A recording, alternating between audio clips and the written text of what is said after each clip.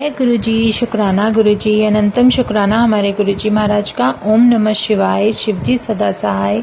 ओम नमः शिवाय। गुरु जी सदा सहाय। शुक्राना, अनंतम शुक्राना।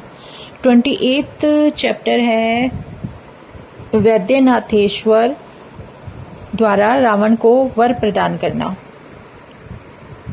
सूत जी बोले, राक्षसों में श्रेष्ठ, अभिमानी, सम्मान पाने वाले रावण ने कैलाश पर्वत पर भक्ति से शिव की आराधना की। जब कुछ काल तक आराधना करने पर शिव जी प्रसन्न नहीं हुए, तब उन्होंने शिव को प्रसन्न करने के निमित्त और तप किया। जब श्रीमान पौलत्स्य रावण ने सिद्धि के स्थान वाले हिमालय पर्वत के दक्षिण वृक्ष खंडों में तप किया, हे ब्राह्मणों, वहां उसने भूमि में गड्ढा खोद के उसमें अग्नि स्थापन कर उसके समीप में शिवजी को प्रसन्न करने के लिए हवन किया और ग्रीष्म ऋतु में पंचाग्नि के मध्य में स्थित हुआ। वर्षा में भूमि में शयन करता हुआ शीतकाल में जल के मध्य में स्थित रहा। इस प्रकार उसने 3 प्रकार का तप किया। इस प्रकार उस रावण ने बहुत तप किया तो भी परमात्मा शिवजी प्रसन्न ना हुए, कारण कि वे दुष्टों को दुष्प्राप्य हैं। तब उन दैत्यों के स्वामी महात्मा रावण ने अपने सिरों को काटकर बलिदान पूर्वक शिव का पूजन करना प्रारंभ कर दिया। उसने विधि पूर्वक शिव के पूजन में एक एक करके सिर काटा। इस प्रकार रावण के क्रमानुसार अपने 9 सिर काटे गए। तब एक सिर के शेष रहने पर शिवजी प्रसन्न हो गए और भक्त वत्सल महादेव संतुष्ट होकर वहां प्रकट हुए। प्रभु सदाशिव उसके सिरों को पहले के समान पूर्ण कर उसको अतुल्य बल तथा मनोरथों को प्रदान किया। वह राक्षस रावण उन शिव की प्रसन्नता को पाकर हाथ जोड़कर कंधे झुकाकर नर्म होकर कल्याणकारी शिवजी से बोला, हे देवों के स्वामी, आप प्रसन्न हो, मैं आपको लंकापुरी ले जाऊंगा, ऐसी मेरी इच्छा को पूरा करो, मैं आपकी शरण में हूँ। सूजी बोले, उस समय रावण के ऐसा कहने पर शिवजी विमन हो परम संकट में प्राप्त होकर बोले, हे राक्षस श्रेष्ठ, तुम सार वाले मेरे वचन को सुनो। श्रेष्ठ भक्ति से मेरे उत्तम ज्योतिर्लिंग को अपने घर को लेकर जाओ। यदि तुम कहीं बीच में मेरे लिंग को भूमि पर स्थापित करोगे तो वह वहीं पर स्थित रहेगा। इसमें जैसी तुम्हारी इच्छा हो वैसा करो। सूजी बोले, इस प्रकार उन शिवजी ने से कहा हुआ वह राक्षसेश्वर रावण उसी प्रकार उस ज्योतिर्लिंग को लेकर अपने घर को चला। मार्ग में शिवजी की माया से रावण को लघु शंका की इच्छा हुई और वह पौलत्स्य रावण उस मूत्र के वेग को रोकने में समर्थ न हुआ। उसने वहां एक गोप को देखकर उसे प्रार्थना करके ज्योतिर्लिंग दे दिया और लघु शंका करने लगा। तब एक मुहूर्त बीतने पर वह गोप शिवलिंग के भार से व्याकुल हुआ और उसने उसके भार से पीड़ित हो उसे वहां भूमि पर स्थापन किया। तब वज्र सार से उत्पन्न हुआ वह ज्योतिर्लिंग वहीं स्थित हो गया।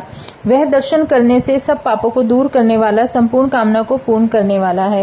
हे मुनि, वह लिंग वैद्यनाथेश्वर नाम से प्रसिद्ध हुआ, तीनों लोकों में विख्यात है। सत्पुरुषों में भुक्ति और मुक्ति को देने वाला है, भुक्ति को बढ़ाने वाला उत्तम और दिव्य श्रेष्ठ ज्योतिर्लिंग के दर्शन और पूजन से सब पाप दूर होते हैं।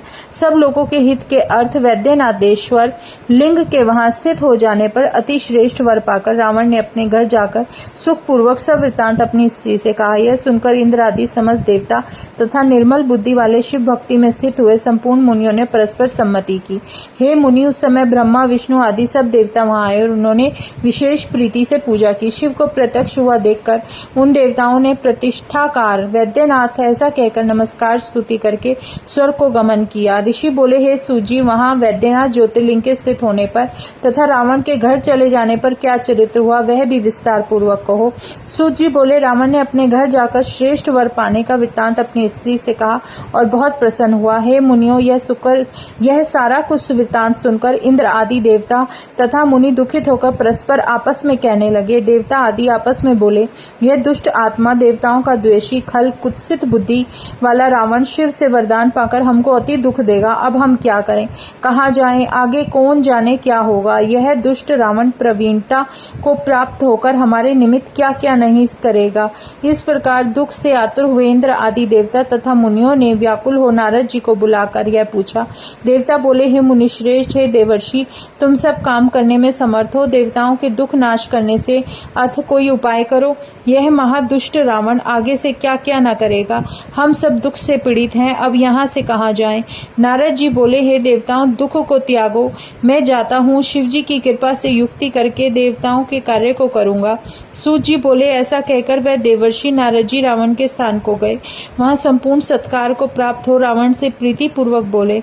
नारद जी बोले, हे राक्षसोत्तम, हे रावण, तुम धन्य हो, शैवों से श्रेष्ठ हो, तपस्वी हो। तुम आपको मेरा बड़ा मन प्रसन्न हो रहा है देखकर। शिव जी की आराधना संबंधी अपना संपूर्ण वृत्तांत कहो, सुनो। और इस प्रकार नारद जी के पूछने पर वह रावण जो वचन बोलता है कि हे महामुने, मैंने तप करने के लिए कैलाश पर्वत पर जाकर बहुत काल तक अति कठिन तप किया है मुने, तब भी शिव जी संतुष्ट नहीं हुए।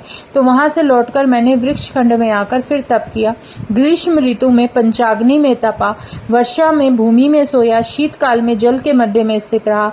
इस प्रकार 3 प्रकार का तप किया है मुनीश्वर। मैंने इस प्रकार वहां बड़ा कठिन तप किया तो भी शिवजी मुझसे प्रसन्न नहीं हुए। तब क्रोधित हो भूमि में गड्ढा खोदा, उसमें अग्नि का आधान करके वहां पार्थिव लिंग का स्थापन किया और गंध और चंद से अनेक धूप दीप नैवेद्य और आतिक्य के विधान से शिव की पूजा की। प्रणाम से पवित्र स्तुतियों से गति और नित्यों से बाजों और मुख से अंगुली समर्पण करके शंकर को संतुष्ट किया है मुने। और भी अनेक उपायों से नाना प्रकार के शास्त्रोक्त विधान से भगवान शिव का पूजन किया, तब भी संतुष्ट हुए भगवान सदाशिव सन्मुख नहीं हुए। तब मैं तप के श्रेष्ठ फल को ना पाकर अति दुखी हुआ और मेरे शरीर बल को धिक्कार है तथा मेरे तप करने को भी धिक्कार है। यह कहकर मैंने उस स्थापित की हुई अग्नि में बहुत हवन किया। फिर यह विचार किया कि अग्नि में अपने शरीर को त्याग करूंगा। यह सोचकर उस पवित्र प्रज्वलित हुई अग्नि में अपने सिरों को काटकर चढ़ाया। सम्यक प्रकार छेदन करके प्रत्येक को शुद्ध करके 9 सिरों को शिवजी को अर्पण किया। हे ऋषि श्रेष्ठ नारद जी, जैसे ही 10वें मस्तक को काटना प्रारंभ किया तभी ज्योति स्वरूप शिवजी अपने आप वहां प्रकट हो गए। ऐसा मत करो, ऐसा मत करो। इस प्रकार प्रीति से शीघ्र ही भक्त वत्सल शिवजी बोले कि वर मांगो, मैं प्रसन्न हूँ, तुमको मनवांछित फल दूंगा। उनके ऐसा कहने पर मैंने शिवजी का दर्शन किया और हाथ जोड़कर भक्ति से प्राणों से स्तुति की। तब मैंने ये वर मांगा कि देवेश, यदि आप प्रसन्न हो तो मुझे अतुल बल दो और जिसमें मुझे कुछ भी दुर्लभ न हो। संतुष्ट हुए कृपालु शिव ने तथास्तु ऐसी वाणी कहकर मुझे सब मनोवांछित वर दिए। तब परमात्मा शिव ने वैद्य के समान अपनी अमोघ दृष्टि से मेरे सारे सिरों को जोड़ दिया। ऐसा करने पर मेरा शरीर पहले के समान हो गया और उनकी प्रसन्नता से मैंने सारे फल प्राप्त किए। तब मेरी प्रसन्नता से वह शिवजी यहाँ पधारे और तीनों लोक में वैद्यनाथ के नाम से प्रसिद्ध हुए। दर्शन करने से तथा पूजन से ज्योतिर्लिंग स्वरूप शिवजी संसार में भुक्ति और मुक्ति देने वाले तथा सभी का हित करने वाले हैं। मैं उन ज्योतिर्लिंगों को विशेष पूजा तथा प्रणाम करके तीनों लोकों को जीतने के लिए यहाँ आया हूँ। सूत जी बोले, ऐसा रावण का वचन सुनकर आश्चर्य में प्राप्त हुए नारद जी मन में हंसकर रावण से बोले। नारद जी बोले, राक्षसों में श्रेष्ठ रावण, सुनो, तुम्हारे हित के कारण कहता हूँ, जो मैं कहूँ उस प्रकार तुम करो। कहीं किसी प्रकार मत करना और कुछ मत सोचना। मैं तुमको हितकारी उपदेश देता हूँ। शिव जी ने जो तुमसे कहा है वह किसी प्रकार सत्य मत मानना। विकार को उन्माद को प्राप्त हुए शिव क्या क्या नहीं करते, परंतु एक बात भी सत्य नहीं होती। यदि तुमने कैसे जाना कि वह मेरे प्रिय हैं, इस कारण तुम जाकर पहले उनका अहित करके फिर कार्य सिद्ध करो और तुम कैलाश पर्वत को उखाड़ने का यत्न करो। यदि कैलाश पर्वत उखड़ेगा तभी सब सफल होगा, इसमें कुछ संशय नहीं है। तुम परम निश्चय को प्राप्त हो उखाड़ और उसको उखाड़ने की कोशिश करो और फिर पहले के समान उसे स्थापित करके सुख से यहाँ आओ। आगे जैसी तुम्हारी इच्छा हो वैसा करो। सूत जी बोले, ऐसा नारद जी से कहा हुआ वह रावण विधिवश मोहित हुआ अपने हित को मान उसी समय नारद मुनि के वाक्य को सत्य मानकर कैलाश पर्वत को गया। वहां जाकर उस कैलाश पर्वत को कंपित करने लगा। वहां पर स्थित हुए सब पदार्थ परस्पर उलट पुलट हो गए। तब शिवजी कैलाश को कंपित देखकर यह बोले कि पार्वती जी भी हंसकर महादेव से बोली, सुंदर शिष्य का यह फल मिला है। शिष्य करने से अच्छा फल प्राप्त हुआ। तुमने शांत आत्मा बड़े पराक्रमी रावण को अतुल बल क्या दे दिया है, उसका यह परिणाम है। सूत जी बोले, इस प्रकार पार्वती जी के आक्षेप के वचन सुनकर शिवजी ने बल से अहंकार वाले उस रावण को कृतधन जानकर शाप दे दिया। महादेव बोले, हे दुर्लभ रावण, दुर्भक्त, हे दुष्ट बुद्धि वाले, अभिमान मत कर, शीघ्र ही तेरी भुजाओं के अहंकार का नाश करने वाला कोई उत्पन्न होगा। सूत जी बोले, उस समय वहां जो हुआ नारद जी ने सब सुना और रावण को भी प्रसन्नता मिली, वहां से अपने स्थान को चला गया। तब वह बलि रावण परम निश्चय कर बल से मोहित हो शत्रुओं का दर्प चूर्ण कर जगत को वश में करने लगा। शिवजी की आज्ञा से प्राप्त हुए दिव्य बड़े तेजस्वी अस्त्र से रावण को कोई भी योद्धा जीतने में समर्थ नहीं हुआ। इस प्रकार वह वैद्यनाथेश्वर का महात्म्य वर्णन किया है। इस महात्म्य को सुनने वाले मनुष्यों का पाप भस्म हो जाता है। जय गुरु जी। 29th चैप्टर गणेशेश्वर ज्योतिर्लिंग वर्णन। सूत जी बोले, अब इसके उपरांत परमात्मा शिव के नागेश नामक परम श्रेष्ठ ज्योतिर्लिंग का वर्णन करता हूँ। पार्वती ने वर पाकर दारुका नाम राक्षसी बड़ी बल से दर्पित हो गई और उसका दारुक नामक बड़ा बलवान पति था। उस समय वह अनेक राक्षसों को साथ ले सत्पुरुषों को दुख देता, लोगों के यज्ञ का विध्वंस तथा धर्म का नाश करने लगा। उसका वन पश्चिम के समुद्र के समीप चारों ओर 16 योजन विस्तार वाला संपूर्ण संपत्तियों से शोभायमान था। दारुका राक्षसी अपने आनंद के निमित्त सुंदर शुभ से भूमि से शोभित होकर सभी के उपकार योग्य उस वन में भ्रमण करती थी। देवी ने यह वन दारुका को दिया था। वह राक्षसी अपने पति के सहित स्वतंत्रता से उस वन में फिरती थी। तब उस दारुका स्त्री के सहित स्थित हुआ वह दारुक राक्षस सभी को भय दिखाने लगा। तब पीड़ित हुए वे लोग और वो ऋषि की शरण में गए और उनको विशेष प्रीति से नमस्कार करके अपने अपने सिरों को झुकाकर उनसे बोले। मनुष्य बोलते हैं, हे महर्षि, हम सब दुष्ट राक्षसों से सताए हुए हैं, हमको शरण दीजिए। आप सब कुछ करने में समर्थ हैं, अपने तेज से प्रकाशमान हैं। आपके सिवाय पृथ्वी पर हमको ऐसा कोई दिखाई नहीं देता जिसकी शरण में जाकर, जिसके समीप में स्थित होकर हम सुख प्राप्त करें।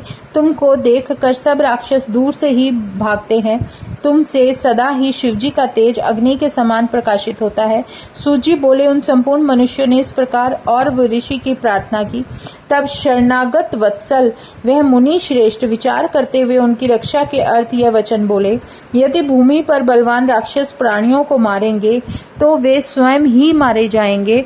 जब वे यज्ञों को विध्वंस करेंगे तो संपूर्ण राक्षस अपने प्राणों से विमुक्त होंगे। यह मैं सत्य कहता हूँ। सूत जी बोले, संसार को सुख देने वाले और वो मुनि ने उन लोगों से यह कहकर प्रजा को धैर्य देकर तप किया। तब देवताओं ने उसके शाप का कारण जानकर राक्षसों के साथ युद्ध करने का उद्योग किया। उस समय वहां युद्ध करने के निमित्त इंद्र आदि संपूर्ण देवता अपने अनेक शस्त्रों को धारण करके सब प्रयत्नों के सहित रणभूमि में उपस्थित हुए। वहां उन देवताओं को देखकर वे संपूर्ण दुष्ट राक्षस विचारने लगे और परस्पर एकत्रित होकर यह सम्मति करने लगे। राक्षस बोले, अब हम क्या करेंगे, कहाँ जाएं? बड़े संकट में पड़ गए। यदि युद्ध करेंगे तो भी मरते हैं, नहीं करेंगे तो भी हमारा नाश होता है। वैसे जैसे भी हो, बिना उपद्रव के रहें तो परस्पर क्या भक्षण करेंगे। अब सब प्रकार दुख प्राप्त हुआ, कौन इस दुख से दूर करेगा? सूत जी बोले, ऐसा सोचकर वे दारुक आदि संपूर्ण राक्षस किसी उपाय को न जानकर दुख को प्राप्त हुए। तब ऐसा दुख प्राप्त हुआ कि देखकर उस राक्षसी ने पार्वती का दिया हुआ वर प्रकाशित किया। दारुका बोली, मुझसे आराधना की हुई पार्वती ने पहले दिन वरदान दिया है कि तू अपने राक्षसों को वन के सहित लेकर निसंदेह भ्रमण कर, जहां तेरी जाने की इच्छा हो जा। मैंने ऐसा वर पाया है, फिर क्यों दुख सहते हो? तुम सब राक्षस जल और वन को लेकर सुख से निवास करो। सूत जी बोले, उस समय उस दारुका राक्षसी का वचन सुनकर सब राक्षस हर्ष को प्राप्त हुए। निर्भय होकर परस्पर मिलकर यह बोले, दारुका राक्षसी धन्य है, कृतकृत्य है, इस रानी ने हमको स्वयं जिलाया। वे सब उसे प्रणाम करके आदर से कहने लगे, हे देवी, तुम्हारी वहां जाने की शक्ति हो तो जाना उचित है। विचार क्या करती हो? वहां जाकर नित्य ही जल के स्थान में सुखपूर्वक निवास करेंगे। इसी अवसर में वे सब मनुष्य देवताओं के साथ उन राक्षसों के साथ युद्ध करने को आए जिन राक्षसों ने पहले बड़े दुख और पीड़ा दी थी। तब उन देव पार्वती जी के बल को आश्रित हुई वह राक्षसी जल तथा स्थल समेत संपूर्ण नगर को ले गई और जय जय ऐसा कहकर स्तुति करके फिर पंखों सहित पर्वतों के राजा हिमालय के समान उड़ी और वह शिव भक्त वाली दारुका समुद्र के मध्य में निर्भय हो अपने संपूर्ण परिवार के सहित अति प्रसन्नता से स्थित हुई। तब वे विलासी राक्षस उस सिंधु नगर में स्थित होकर सुख पाने लगे और निर्भय होकर विहार करने लगे। और मुनि के शाप के भय से वे राक्षस भूमि पर कभी नहीं आते थे, केवल जल में ही भ्रमण करते थे। तब वे राक्षस उस नगर में नाव पर स्थित हुए नागरिक मनुष्यों को पकड़कर अपने बंधन गृह में बंद करते और किसी को भी मार डालते थे। तब भवानी के वरदान से निर्भय हुए वे राक्षस वहां स्थित होकर मनुष्यों को पीड़ा देते थे। हे मुनीश्वरों, जिस प्रकार स्थल में मनुष्यों को भय था, उसी प्रकार उनको जल से निकलकर स्थित हुए राक्षसों में निरंतर भय रहता था।